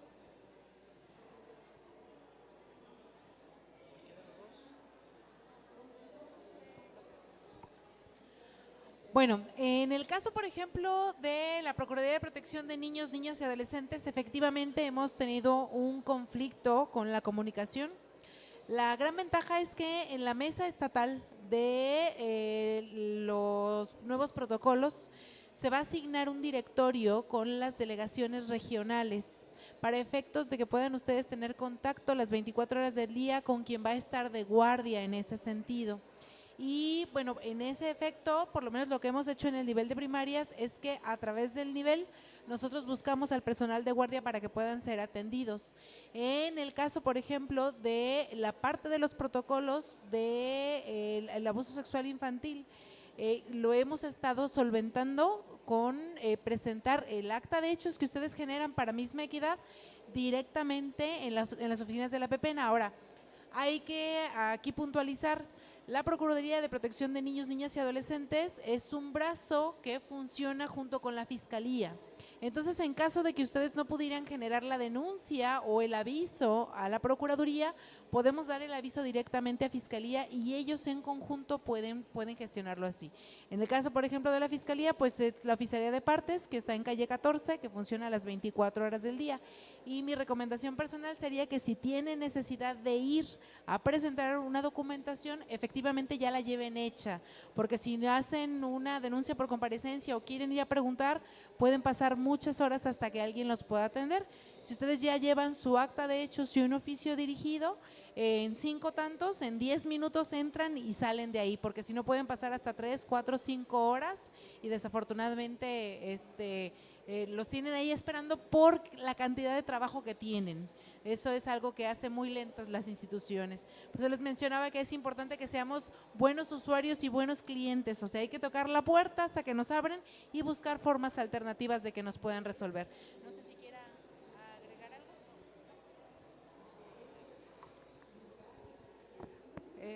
Hola, buenas tardes. Pues más que una conclusión o una pregunta, sería como una solicitud. A lo mejor no les corresponde a ustedes, pero quizás a un foro en el que se pueda escuchar. Siempre que hablamos de protocolos, siempre que hablamos de entornos seguros, los maestros recibimos una capacitación que más suena como amenaza de todo lo que no puedes hacer. Y en las capacitaciones que tenemos en las zonas escolares, yo soy docente de primaria, sales como hasta asustado y nervioso, híjole, no los puedo tocar, no los puedo invitar, no. Entonces mi solicitud va a que dentro de todas esas capacitaciones que tenemos en los CTEs, en los cursos al inicio de ciclo escolar, vaya este tema enfocado hacia lo que sí puedo hacer. En lugar de prevenir maestro no, tener un listado de todo lo que el maestro sí puede para encontrar ese caminito que ustedes nos dicen ahora, dicen es que sí se puede hacer esto, pero tenerlo ya desde una capacitación formal. Pasan situaciones, te mandan tu toma, carta compromiso y fírmala, pero ya cuando al maestro compañero le pasó la situación y a veces ni siquiera te mandan el manual que tú debiste haber leído para poder firmar esa carta. Entonces, invitar a las instancias que les corresponda a que nos apoyen dándonos el sí, para nosotros tener mayor luz de qué hacer y de cómo generar esos entornos seguros, para podernosla creer que somos aliados del jurídico y dejar de tenerles ese miedo. Gracias. Si me permiten, quisiera hacer un comentario. Esto se relaciona con la pregunta que yo planteaba durante mi intervención. ¿A quién culpamos, no? Es como una búsqueda permanente de señalar quién tuvo la culpa de qué. Y me parece que, como bien lo mencionamos aquí, es necesario un cambio de paradigma, pero esto no es fácil porque seguimos entendiendo que nuestra función es sancionar y esencialmente no es así. Nosotros formamos. Entonces también en ese sentido, pues tenemos que conocer la normatividad. Es correcto, no es algo que desconozcamos, es parte de nuestro trabajo y hay mucho que hacer al respecto todavía, ¿no? Tanto nosotros de manera, lo mencionaba también la licenciada, capacitarnos de manera voluntaria, porque hay muchísimos espacios a los que podemos recurrir, pero al mismo tiempo también solicitar a la autoridad educativa estatal que se responsabilice en ese sentido. Creo que afortunadamente tenemos personal dispuesto, compañeros, colegas, que están trabajando en ese sentido y que son incansables y que si se realiza la gestión, acuden, sin duda. Entonces, quizás lo que está faltando es gestión también. Entiendo que no es sencillo escucharlo en ese tono o con esa intención, ¿no? De es que tú tienes que hacer todo esto y entonces se suma a la enorme lista de responsabilidades que ya tenemos. Sin embargo, también me parece que si nosotros prevenimos, si consideramos las estrategias de formación antes que cualquier otra cosa y hacemos bien el trabajo desde el colectivo, podemos también incidir en la prevención. Entonces, la prevención es la mejor estrategia. Antes de intervenir, pensemos en prevenir, ¿no? Y a mí me gustaría añadir algo. Es importante en ese cambio de paradigma, inclusive que pensemos en que nosotros somos ahora adultos que crecimos con una violencia normalizada. O sea, por eso parece que ahora no les podemos hacer nada a los niños, ¿no? Porque lo que nos hacían a nosotros, que era normal, pues ahora no lo podemos hacer. Y en ese sentido sí se requiere como un clavado a profundidad. Y yo lo que les digo cuando me toca capacitar a alguien, les digo, piensen si lo que ustedes le están haciendo al niño se lo harían a un adulto. Y si se lo harían a un adulto, entonces puede que no sea violencia, pero si no se lo harían a un adulto, muy seguramente sí. ¿No? Eso de educa la vejiga, ¿no?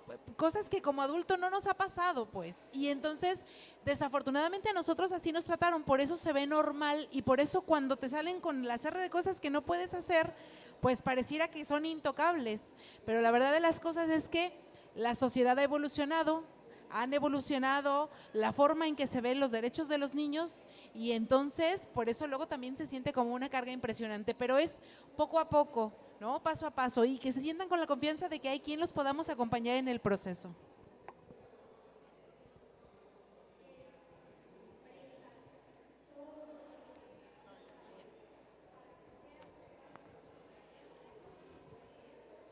Primeramente felicitarlos por la comunicación, todo lo que nos abordaron en estos temas. La verdad, por ejemplo, en los recesos escolares tocaron por ahí que el maestro de guardia nos tiran la bolita. El director o de arriba bien dice, no, pues tú eres el culpable.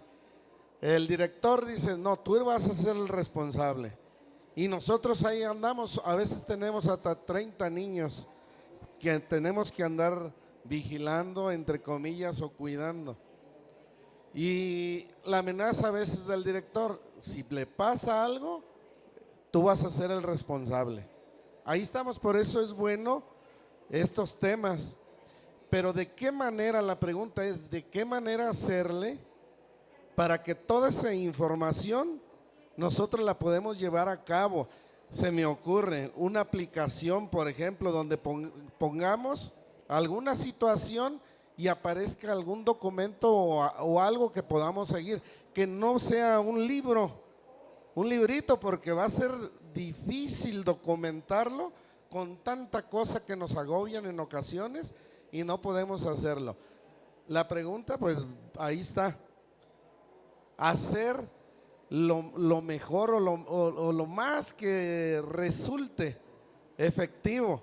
A mí se me ocurría ahorita que estaban hablando una aplicación, por ejemplo, hecha por la Secretaría, donde pusiéramos nosotros algunos datos y aparecieran ciertos documentos o la línea que pudiéramos seguir para determinada problemática que se presente. Gracias. Ahorita ya vamos cerrando por los plazos y los tiempos. Sí, considerar en este aspecto, maestro, sí, hay mucha necesidad de información al interior de los planteles educativos y podemos partir de la propia página de la Secretaría de Educación en el apartado de la información fundamental. Ahí vienen desplegados algunos documentos sin que eso sea óbice, para no decir que podremos generar mejores estrategias para acercarlos todos esos insumos normativos y que sean de fácil consulta. Y naturalmente, acercarse a los niveles educativos implica que podamos establecer esa necesidad y poder lograr el acompañamiento también, ¿verdad? También tenemos que generar esa intención de acercarnos con la propia autoridad educativa para que la autoridad pueda diseñar, acompañar y complementar toda la información que tiene a su haber.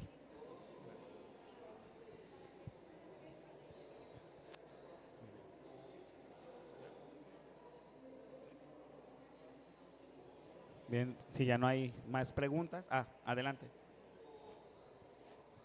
Sería nuestra última participación. Gracias. Nada más en el tono de agradecer y de compartir lo que yo me llevo de este espacio. Yo creo que esta parte de empezar a repensar todo lo que hacemos, cómo lo hacemos, todo lo que decimos y cómo lo decimos, pues tiene que ver con parte de enfrentarnos a esta parte personal de cada uno de nosotros, de asumir cómo es que crecimos, cómo es que vivimos, y si hay detectamos ya algunos esquemas en otros espacios o en otros niveles que no nos funcionan, que no nos gustan, que si al exterior nos sentimos, no sé, agredidos de alguna manera, si ya detectamos que esos esquemas no funcionan, creo que es el caminito para empezar a desactivarlos, ¿no? A reestructurarlos. Si no me gusta ser tratado así, no voy a darle ese trato, ¿no? A mi estudiante. Y nada más, que yo me llevo esta parte de que se mencionó que no vamos a cambiar el mundo. Yo creo que sí vamos a cambiar el mundo. La cuestión es que este cambio no se va a gestar ya ahorita, ¿no? Pero ya lo estamos haciendo, ya lo estamos cambiando desde el hecho que estamos hablando de. Y nada, muchas gracias.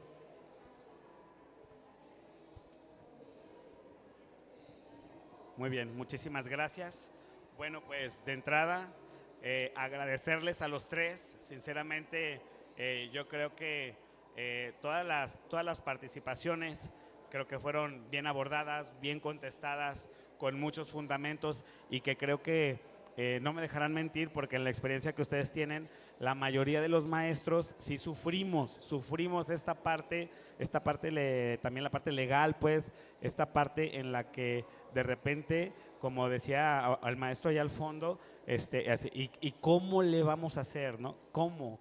Y entonces, cuando ustedes se acercan y nos ofrecen estas diferentes opciones, sinceramente creo que es algo que todos, yo me incluyo, valoramos muchísimo, porque sí nos sentimos solos muchas veces, nos sentimos solos de no saber qué hacer. No sé si ustedes lo compartan, yo creo que sí, que de repente sientes la responsabilidad, a veces es hasta por omisión, dices, bueno, pues, o sea, voy a hacer o no, pero este tipo de trabajo que presentan ellos, sinceramente es algo que, bueno, se valora muchísimo todo el tiempo, todos los años de servicio que tengamos. Me voy a permitir darles este agradecimiento y el reconocimiento de la Secretaría de Educación y de este evento Recrea Academy, que a la letra dice: la Secretaría de Educación del Estado de Jalisco agradece su colaboración en el Congreso Recrea Academy 2023 como tallerista, y extiende la siguiente constancia a Mayra Lisset Enríquez Armas, 24 de octubre, Guadalajara, Jalisco, firmado por el secretario de Educación, Juan Carlos Flores Miramontes.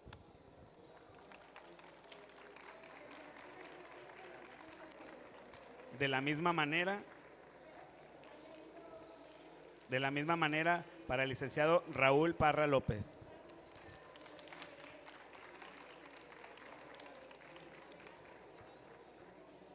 Y con la misma importancia, Omar Alejandro Ley Vargas. Muchísimas gracias, amigos. Muchísimas gracias a los tres. Para mí es un honor que yo tengo el gusto de poder convivir con ustedes allá en Secretaría y la verdad que son personas que generalmente nos dan muchísima luz, muchísima guía. Gracias, de corazón, muchísimas gracias por haber querido participar y compartir con todos. Gracias a ustedes también, gracias a las personas allá en casa. Esperamos que les haya sido muy útil y que la cercanía pues ahora sea mucho mayor con la Secretaría. Cuídense mucho y que les vaya muy bien. La salida es por la puerta.